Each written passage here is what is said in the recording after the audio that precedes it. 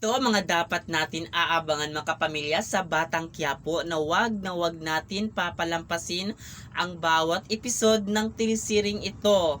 Ngayon, ipagtatanggol talaga ni Tanggol ang kanyang kaibigan dahil pinabugbog ni Bogs sa grupo niya ang kaibigan Tanggol. Ngayon ay magre-risback itong si Tanggol at tuturuan talaga niya ng leksyon si Bogs at sa grupo nito kung saan sila dapat, kaya aabangan natin yan mga kapamilya sa Batang Quiapo na wag natin papalampasin bawat episode ng telesiring ito. Ngayon, abangan natin ito.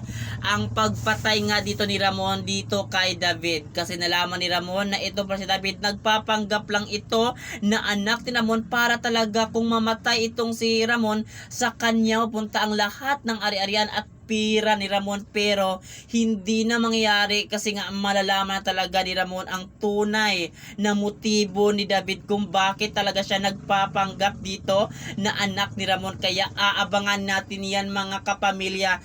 Dito na ba talaga mabubuking ni Ramon na ito pa lang si Olga ang mastermind sa panuloko na ginawa ni David?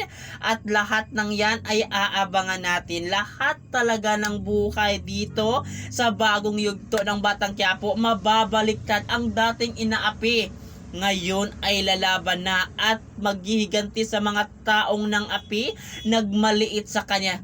Lalo na itong ating bidal Tanggol, naggagawin ang lahat para talaga ay maramdaman talaga ng mga kontrabida sa kanyang buhay na hindi dapat ginaganito si Tanggol na talagang palaban. Kaya abangan natin sa bagong yugto ang paghihiganti ni Tanggol sa mga taong ng api nagmaliit sa kanya at talagang sinira talaga ang buhay Tanggol. Kaya ang lahat ng ito mga kapamilya aabangan natin sa bagong yugto at wag kayong bibitiw sa telesiring ito hanggang matapos ang telesiring kinaaadikan natin panoorin tuwing gabi. At yun lang mga kapamilya, maraming salamat sa panonood sa telesiring ito.